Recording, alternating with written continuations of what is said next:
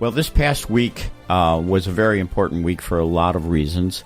We celebrated the 24th anniversary of 9/11, a terrible part of our American history.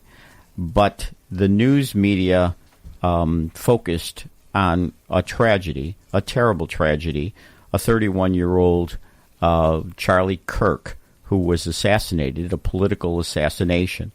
And that has taken its toll in the news media. And I want to tell you a little bit about the background of Charlie Kirk, if you don't know it. He was born and raised in the Chicago suburbs.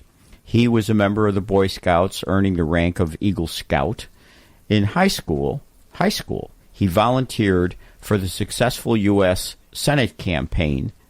He then briefly attended college, dropped out, and founded Turning Point USA. Now, Turning Point USA, he founded at the age of 18 back in 2012 to educate young people about the importance of limited government, free markets, freedom, fiscal responsibility, all things we stand for. Turning Point USA has chapters in over 850 higher education institutions and a presence in more than 3,500 institutions, which includes colleges and high schools. 250,000 students now belong to Turning Point USA, and there are now 650,000 lifetime members. Charlie Kirk's faith was a very important aspect of his person. He maintained a deep and public commitment to his Christian faith. He often spoke about the Bible and Jesus Christ. He frequently cited Bible verses. He encouraged young people to join their church, something that hasn't been done in quite some time. He emphasized traditional values. He emphasized marriage and family, something that has changed over the last 15, 20 years, where young people are either not marrying or marrying later, living together. He prioritized family.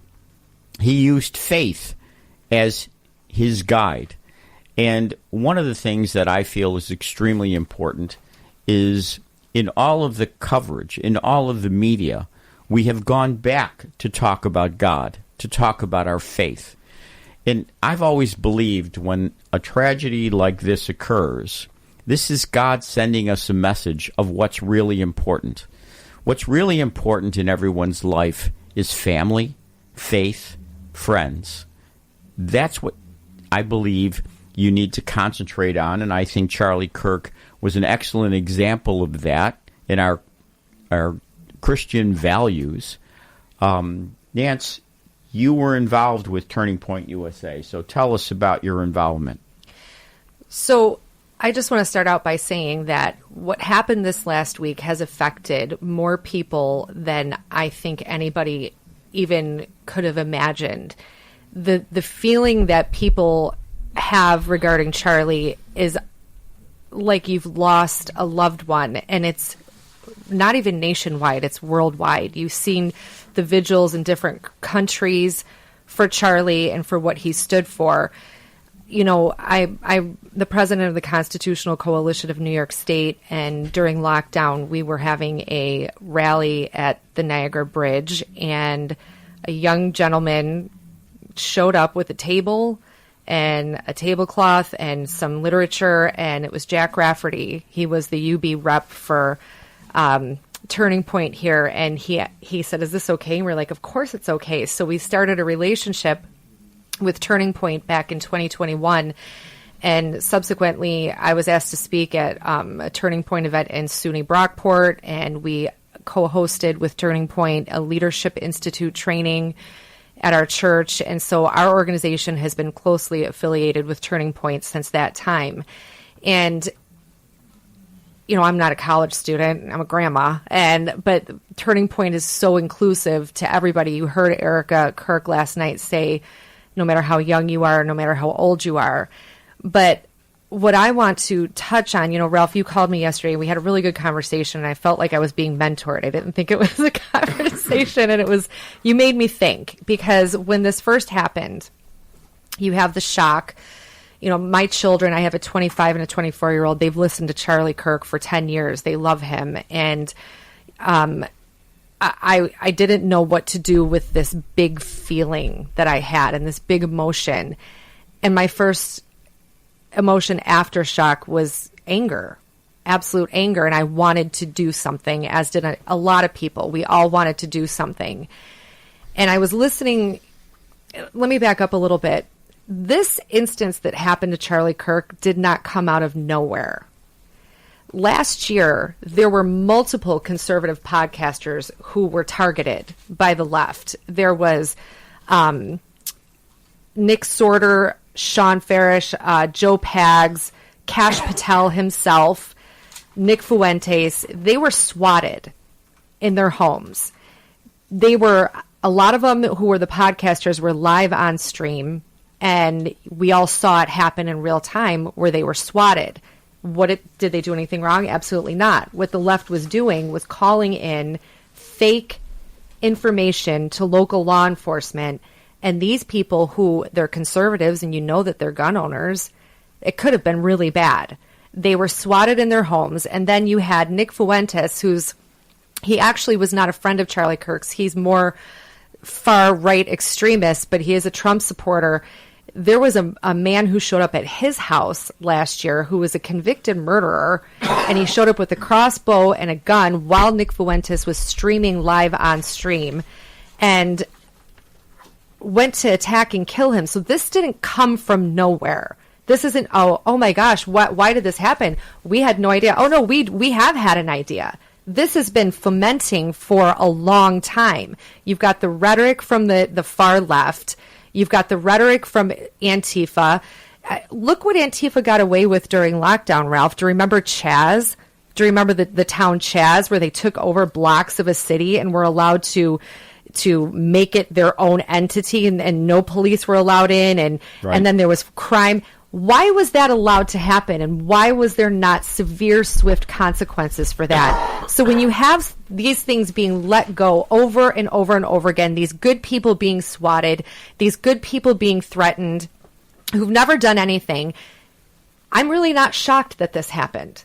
I'm shocked that it happened to Charlie, because out of all of them, he's the least controversial. He's the one who opened up the door for conversation. Multiple times, if you listen to his videos, he says to them, no, let this person talk. I want to understand. I want to understand why you think this way. And then he would show them a better way. And so you see this movement, you see that they did this to this man who is never, you can't wrap your mind around it. And so, like I said, my first response was anger, and I wanted to do something. Don't know what I could do. Don't know what anyone could do. But, I was talking to Ralph yesterday, and we're talking about the role of a leader. What is our goal here? What is our goal? Is it to take the bait that the far left probably wants us to take, and start something that probably can't be finished? And if it's finished, it's not going to be good for this country. Or do we become the people that Charlie wanted us to be? Do we become reasonable? Are we the good that this country sees? Are we the ones with the sound minds, or are we going to pop off and take that bait that they want us to take? Because if we take that bait, Donald Trump's not going to be president forever. What happens then if the far left entities that run, I'm talking about the squad, AOC, Ayanna Pressley, Ilhan Omar, what if those people and their ilk become in charge of all of us? What if they gain the power and they gain the seats that they need in government? What is going to happen to us then? If they know that we're people that pop off and join in a civil war, we're going to be crushed. So our role as conservatives and our role as Republicans, I don't want to say conservative, I want to say constitutionalists, because I don't want to put a label on human beings anymore. If you are a constitutionalist, Our role is to be the voice of reason. Does that mean we let this go? Absolutely not. But what we need to do now is we need to fight harder, like Donald Trump said, fight, fight, fight. He didn't mean take it to the streets. He didn't mean like what Maxine Waters said, get in their face in the restaurants, get in their face. That's not what we mean. How do we do this? We're talking about all this that's wrong. We just talked to Roger Stone about Letitia James. We talked about how she's running on this power trip and there's no, who can stop her? What do we do? I think at this point in our country's history, you think you're doing something by putting a sign in your yard, which is not a bad thing. But you need to do something more. You need to get involved. How do you get involved? Join your local committees. Switch your voter registration. Join grassroots groups like our coalition, like Turning Point USA. Turning Point USA was the epitome of a grassroots group. He started, like you said, at 18 years old. He didn't have the funding and immediately. He didn't have any of that. What he did was called tabling, where he encouraged kids in their universities to set up a table. He taught them the basics. How do you make it look appealing? How do you react? And do you remember during lockdown and during the George Floyd issue, Turning Point students who were tabling in universities were being physically and violently attacked? In Ithaca, there was a student who was beaten and the table was flipped over. What happened? What happened because of that? We talked about it. A grassroots group talked about it. There were no charges pressed. Those students were able to continue their education in that university. So when we say fight back, that's what I mean. Bring attention to these issues. Demand that these universities hold these students accountable. Stop allowing, when you see somebody being attacked, don't just run away like the people on the bus when that Ukrainian immigrant was stabbed in the neck. Don't look the other way. Get involved. Don't be the aggressor. Be the defender. I just, we're all looking for a place to put our big feelings right now. So what you and I talked about the other day was we're at a crossroads. This happens, and like you say, your first reaction is anger. Mm-hmm. It's when there's a fight, the question isn't who hit the hardest. Mm-hmm. The question is who started the fight. Mm-hmm. And here, that's an argument for us. Who started this fight? The Democrats, we would certainly argue, have been the ones to put out the vitriol, to criticize severely. And Ralph, mainstream media's got to take some blame for this. A tremendous amount of blame. A tremendous amount of blame. But there's this kind of talk on both sides, Bob. Yep. And so, like I say, in the fight, it's, who started it, and you can make that argument. But should we be fighting back, and to what degree? And what I think Charlie Kirk stood for is not to incite people. Not to incite people, certainly, to physical violence, but to have the dialogue, have the continued dialogue. Look, I've always considered myself a Kemp conservative. I want to debate the other side. I believe everything is on a continuum, and it's a question of where we end up in the continuum. I don't hate you because you don't believe what I believe. I want to try to convince you of my beliefs. I may not, but I at least want to put my argument forth, and I'm willing to listen to yours. That's all that Charlie tried to do. And in this political climate, though, if you try to do that, what do we see happen? You get shot in the neck for it. Yeah. And so this is where it comes to the point, Ralph, like you said, the Democrats need to take some responsibility. And I'm not saying go out saying, oh, it's our fault. I'm saying go out and stand with the people right now who are memorializing Charlie and say this was not okay. Don't just give your press release that your press secretary probably said.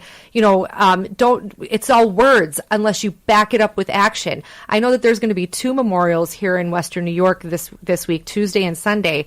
I would encourage Democrat lawmakers to join, regardless if it's put on by a Republican, a conservative, grassroots. Join and back up your words with action and say, in this instance, we can come together. Don't call for gun control. I mean, it's funny because it's not funny, but the Babylon Bee said, why won't conservatives give up their guns? Ask the people shooting at them. There certainly is a tremendous difference between the reaction that happened after George Floyd dies and the reaction that happens after Charlie Kirk dies. I mean, we saw how the left handled the death of George Floyd, and we see now how what I believe is the right handle the death of Charlie Kirk. The feelings are when someone you care about dies, especially someone like Charlie Kirk, who was in so many people's life. Anger is, I presume, the first feeling that you would have. But because of what he stood for, because of the religion that I believe he brought into his conversations, because he did not seek to incite any kind of violence in people, because he was willing to listen to people, I think it's totally different. I think that's where the change really comes about. And I wrestle with the anger part of it. I certainly, in my personal believe that these kinds of things are encouraged by the left, unfortunately. But if to keep that dialogue going, to keep it going on both sides, is wrong. So, look, I'm an absolute believer in Trump, but he certainly is critical also. Now, as I said, it's a question of who starts the fight, but the dialogue needs to be turned down. Can that occur, Nance? I don't know. I think because, like I said, this didn't come out of nowhere. This has been fomenting for a long time, and there's been people who have been attacked. There's been people who have been doxxed and have been vilified just for doing things like what Charlie did. And make no mistake, Charlie wasn't a pushover. If you've ever listened to his exchanges between people, he didn't put them down, but he showed them where they were wrong in a stern way. He challenged them. Yeah, and it reminds me of Jesus. I brought this up to you yesterday. I said, Jesus preached love and mercy and forgiveness, but he also called people that they were a den of vipers. Their hearts were like whitewashed tombs, and then he flipped a table over. And he didn't harm them physically, but he certainly showed them where they were wrong in a way that maybe we don't think is so loving and so kind.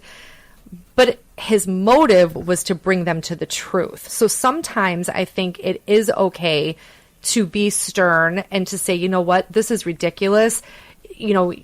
All you people who support these Democrat progressive policies should be vilified. You should be defeated at the ballot box. You should be exposed.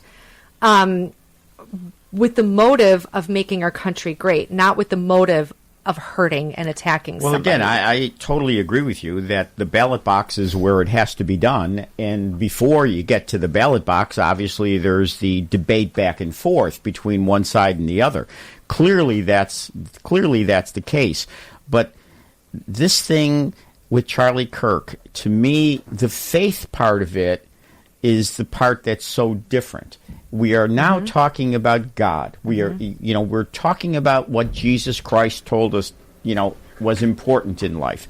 That, I think, is the difference here. I think that's the Charlie Kirk difference. And when we heard Erica Kirk, his wife, last night, I mean, that was so moving. So she was the perfect balance. She was moving. She was encouraging, but she also said, we're fighting harder. But fighting, what I mean? What does that word mean? What he did. Don't give up. I don't think people should go into hiding, even though these are dangerous situations now. You don't know what's going to happen. And I think, in fact, the opposite is happening. Bob, didn't you just tell the story? Great story. We've got, Republican headquarters in Amherst right on Maple and North Forest Road, and we get a lot of people walking in out of the parking lot every day. There's a training center right next door to us where people work out, and they're coming in. There's a pizza shop. They're coming in. A lady walked in yesterday, and I recognized her. I'd seen her, in the plaza before. And she walks in, and she looks at me and says, are people calling or coming in disturbed, upset? And I could tell she's very solemn. And I could tell, that she was worried. And I said, yeah, we've had a lot of people, some people that coming and asking what they can do to help the cause. It goes back to the ballot box, Ralph. Right. And, she said, well, I was talking to a friend of mine, and she's got 9 children. my gosh. And talking to a friend of mine last night, and we're going to form a Turning Point chapter. And I said, that's Perfect. great. And she said she's got a couple kids that are, in their 20s. Perfect. And she's all gung-ho. And I said, well, when are you going to have your first meeting? She says, next Thursday, 9 a.m. I said, if you need a place to hold it, come right over here. We got a big conference room in the back. Yeah. And, UB sits right off to our north, almost next door to us. And they have a chapter at UB. Mm-hmm. But I think what you heard Erica say last night is what's going to happen. Charlie Kirk may have left this earth, but his spirit is still here. Mm-hmm. And that movement, in my opinion, is going to grow and grow and grow. And it's going to grow, especially among young people. There's even things on social media, if you look. There's a Twitter page called Tour Golf, and it's one of the main... not Twitter, it's X now. I'm an old lady. Their handle on X is one of the largest golfing handles that there are, and they've said we've lost thousands of followers for supporting Charlie Kirk and calling out the left lunatics. We feel like we just took out the garbage. There was this guy. I don't know. Do you guys know who Jeffree Star is? Jeffree Star is an influencer, and he is LGBTQ community. Does not support conservative ideals at all. But he was live streaming when he found out that Charlie was shot, and he went off on leftists. He said the message that Charlie had was truth, which was shocking to hear Jeffree Star say this. And he stood on principle, and people were coming after him in the comments, and he said, I don't care if you're coming after me in the comments. Charlie was a man of truth and courage, and God bless you, Charlie Kirk. And what happened is the left doesn't know what they've done here, the far, far left, progressives, because Jeffree Star has millions of followers. And then you've got, this person says, this influencer said he's getting his DMs from people of every race in America. They all say the same thing. After Charlie Kirk's assassination, they're done being Democrats. This man said, Democrats, you're all cooked. I'm looking at my news feed. Just go ahead and sit out for the next 20 years. As of right now, the Latino community, Asian community, Black community, white, Armenian, even Filipino Americans in my inbox telling me that they're with it too. It's over for you Democrats. This is a local election year. We don't have the governor on the ballot. The president's not on the ballot. It's a local year. It's in Amherst. It's about the town board. Mm-hmm. It's about the town supervisor with the candidates that we're running.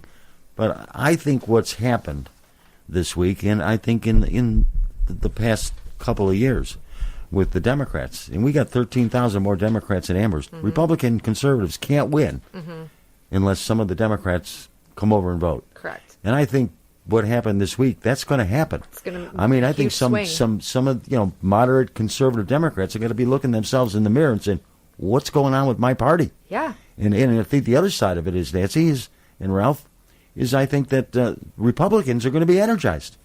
And we'll get a higher percentage of Republicans to turn out in Amherst.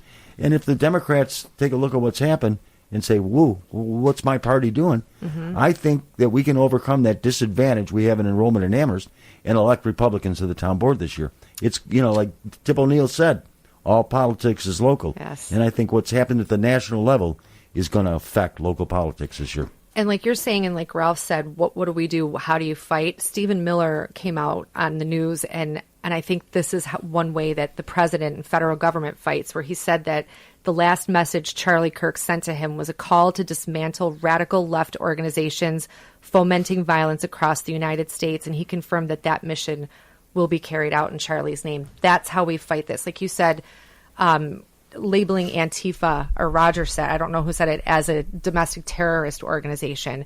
Those things need to happen.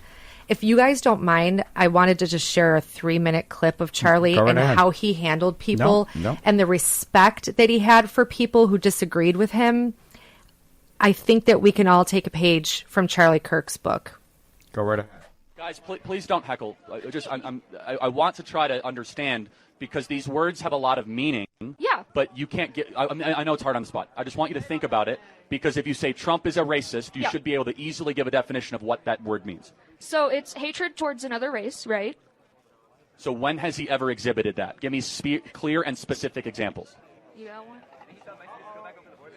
Well, yeah, I heard someone say he told.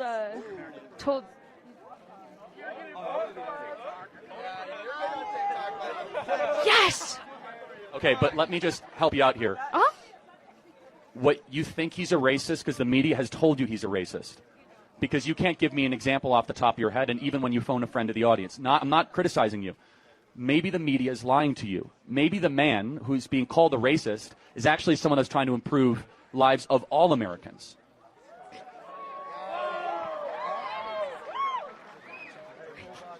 I think this is fun, guys, so... Okay, so let me just ask one final question for you. Yeah. Which is, you say you are liberal, Yeah. right? And you say you lean to the left. Yeah. Are you open-minded to have your mind changed on your core political principles On my core political principles... or philosophical? If it's a fact, then sure. Cool. So can I give you a fact I want you to think about?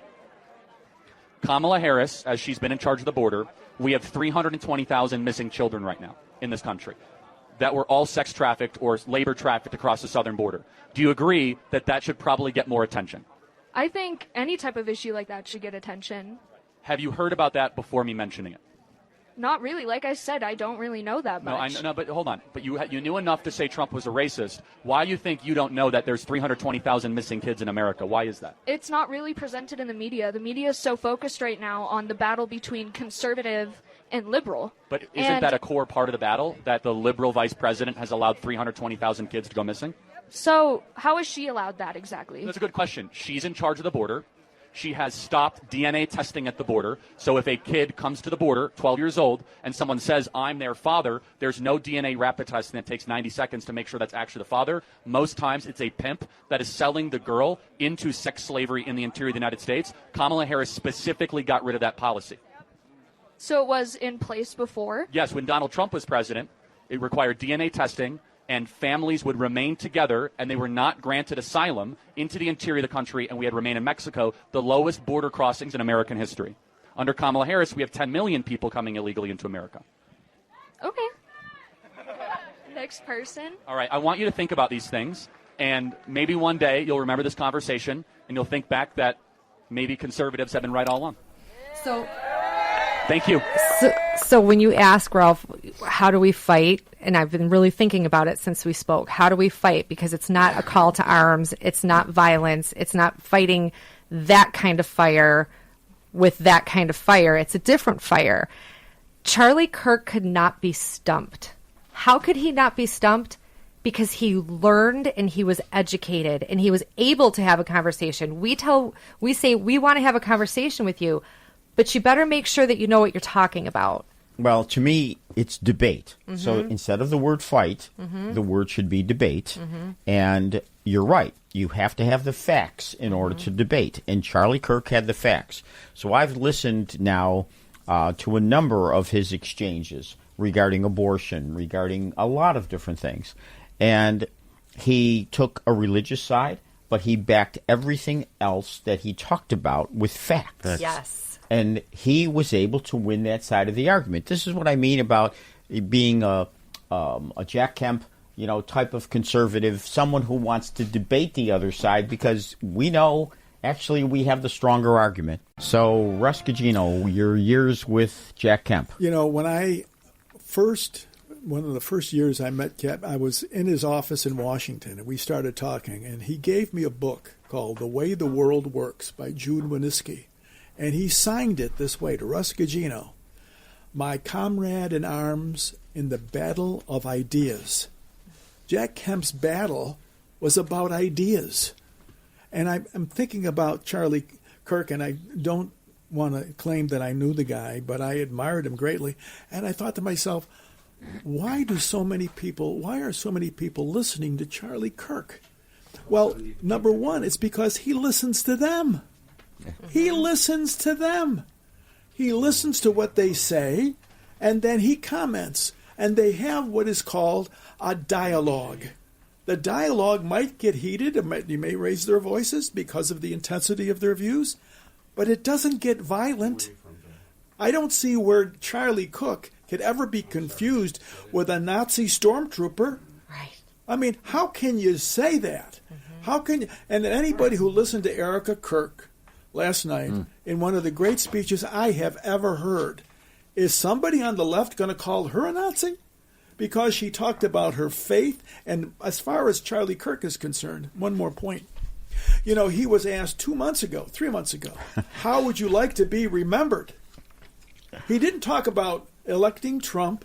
He didn't talk about encouraging J.D. Vance to get into the Senate race. He's the one who did that, by the way, and got Vance elected to the Senate. For all of the things that he has accomplished, with an organization of several 100,000 members and a $100 million budget, he said, I want to be remembered for defending my faith. That, to me, is all about what his organization, what Charlie is all about. It's values, it's ideas, it's let me challenge my idea with your idea, and let's see whether or not we have common ground. That's not what exists. We go to our separate corners now. And if we don't agree with the person that we're talking to, we call them names. That's not what this is about. This is about dialoguing. And Charlie Cook did it as well as anyone. I think his wife, Erica, is about to become a superstar on the political scene because of what she said and how she expressed her love, her beliefs, her absolute dedication to all of the things that are good about Turning Point. So we have a call now. So Dory from Wales. Go ahead, Dory. Good morning. I want to thank you for this wonderful program. And the only thing I really want to say is I was so touched by all of it and extremely touched by the hour-long news program that was on Fox News the other day where President Trump talked about this and about how much he cared about Charlie and about his family. But in addition to that, he touched on so many other things for normal Americans. President Trump mentioned Janice Dean, who lost her in-laws during Cuomo's shutdown. They both died, and I lost my mother. And President Trump talks to us. He talks to the little people. He's not just a politician. My husband, Dr. Carlone, actually got a letter from President Trump thanking him for the work he's been doing with seniors and with veterans. And it touched our hearts because the president doesn't know us. We've never met him. But he took the time to write us a letter to thank us. He's a people's president, and he's the man we needed, and God bless him. And I think God has shown us that he spared his life. And I was so thankful for everything he said and everything he does. I support him 100%. And I know that Ralph and Nancy also do. God bless him, protect him, and God bless you guys, too, because you're going to need protection. Thank you. But you have the arm of God. So thank you. Thank you, Dory. Thank you. One of the things I wanted to bring up is the age of the shooter. And so this shooter was 22. The shooter in the Trump attempted assassination was also 20 years old. The shooter in Buffalo was 18 years old. I looked up a statistic that in the 80s, the average assassin was 39 years old. Today, the average assassin is 22 years old. What has happened? College. Well, you know, I'm sure it's a number of things. Certainly, colleges have always been a bastion of liberal interpretation. I mean, I went to college a long, long time ago. I went to the University of Buffalo. But fortunately for me, I lived still at home, and so I only traveled back and forth. I saw what was going on there, and it was during the late 60s. So it was Vietnam War. You went to UB? I went to UB, 65 to 69, and then... You were at UB in the 60s? You were an endangered species as a conservative. Yes, you were like Charlie I went Kirk. there in the 70s with Carl Calabrese. We were on the show a couple of weeks ago, and Carl and I used to joke with each other, we got to be the only two conservative Republicans on campus. Look, and it's gotten worse. This is the Vietnam War days. That's right. I then ended up in the National Guard when Kent State happened. everything changed. They started training National Guard people. I remember the lieutenant coming in after Kent State and making a big presentation that we had to now learn riot control, and because we may have to go on our own college campus and fight our own people. None of us agreed with him at that point in time. But college campuses have always been the liberal bastion. It's got to be more than just that. I really don't think it.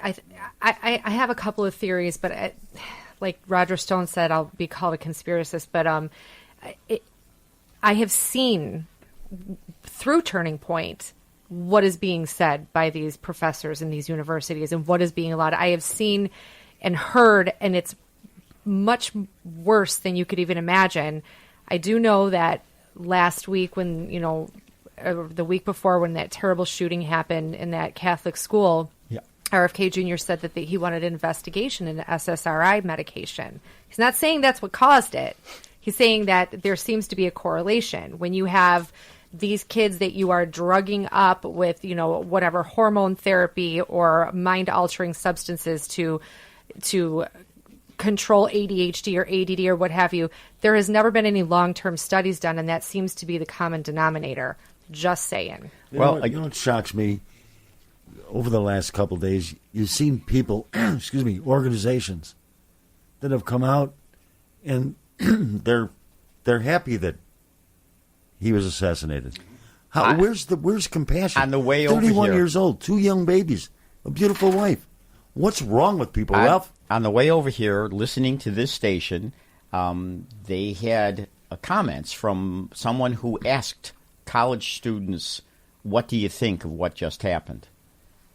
And each person they asked said they agreed with it. It's amazing.